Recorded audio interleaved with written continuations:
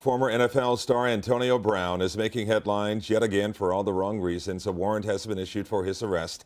Investigators say Brown was involved in an argument with a woman Monday at a home in Tampa. He allegedly threw a shoe at her. Oh, excuse me. So we have some big news breaking according to ESPN.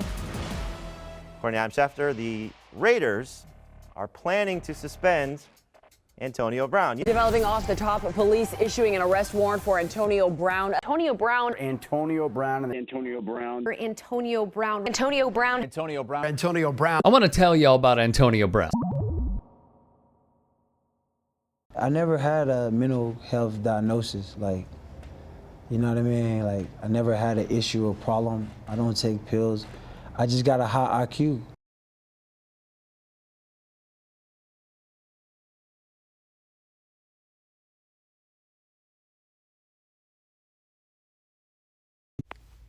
When we think of football, we think of the hardest hits of the game. Like this one. Out near midfield, Manning to throw.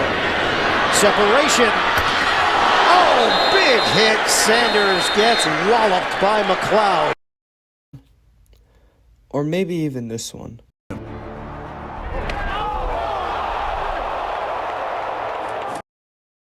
But we never get the chance to regard what players encounter after a big hit like this. As the National Football League progresses, the league's safety becomes a bigger question. As the league has added many new protocols and better equipment, including new helmets, Guardian caps to apply extra protection, and helmet rules for players. Research shows from the National Institutes of Health that concussions per season had been decreasing at a rapid rate since 2017. A concussion occurs when a bump, blow, or jolt to the head that causes the brain to bounce off the inside of the skull. As a player receives more blows or jolts to the head, resulting in concussions, they can develop chronic traumatic encephalopathy, or CTE for short. Have you had any injuries while playing football involving your head and neck area? Yes, I had a minor concussion. How long were you injured for? Like 2 to 3 weeks.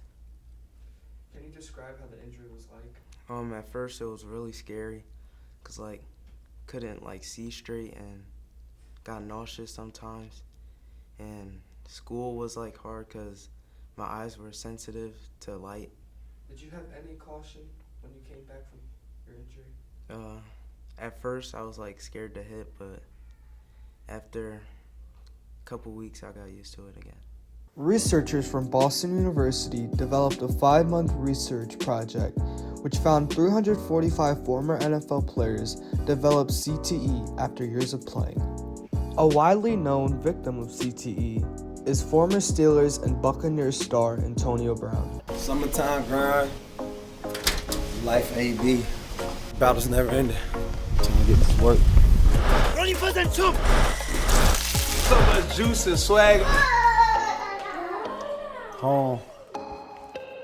Antonio Brown, otherwise known as AB, was born on July 10, 1988. Antonio Brown was known as one of the best and versatile receivers in the league at the time, with him even being ranked the second best player in the NFL in 2018.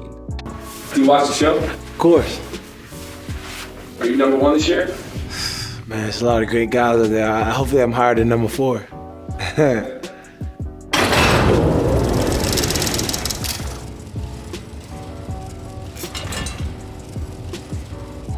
What's up, boy? You got that ball in your hands like a video game. While Antonio Brown was the spotlight of the league, there had been an ongoing feud with former Bengals linebacker Vontaze Burfict. Burfict was coming off a 12-game suspension last season due to an illegal helmet-to-helmet hit. As the two meet in the AFC wildcard game, there is one hit Burfict landed on Brown that changed the NFL. Field incomplete. Personal foul. A flag does come in. Went to the head.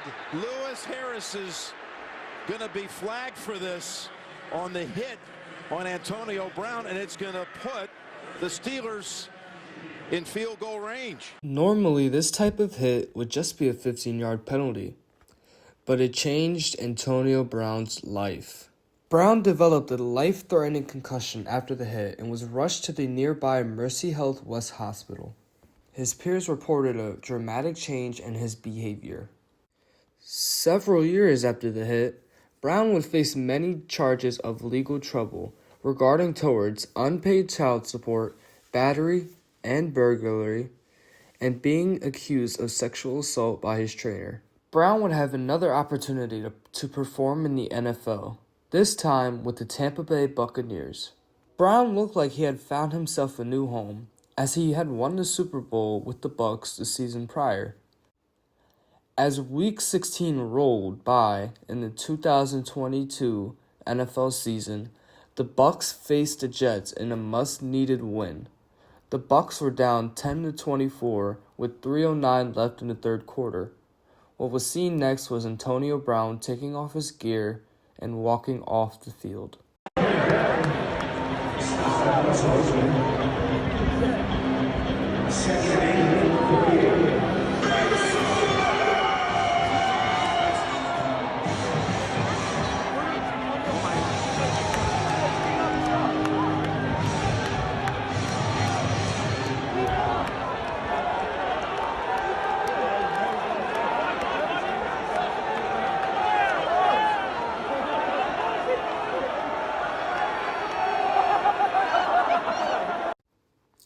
Brown was then cut from the Tampa Bay Buccaneers after this incident.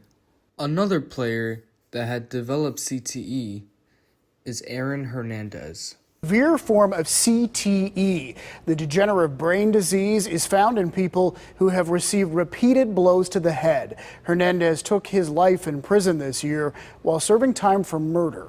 The picture on the left shows a diagram of the average adult human brain.